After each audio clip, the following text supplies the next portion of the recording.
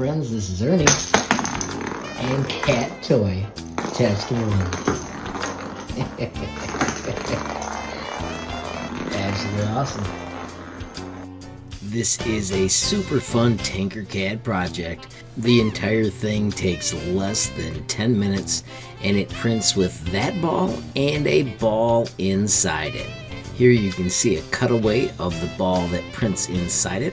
At this 4cm size, it printed in about 40 minutes, and as you can see, except for Ernie not being smart enough to figure out where it went, it's a pretty nifty cat toy.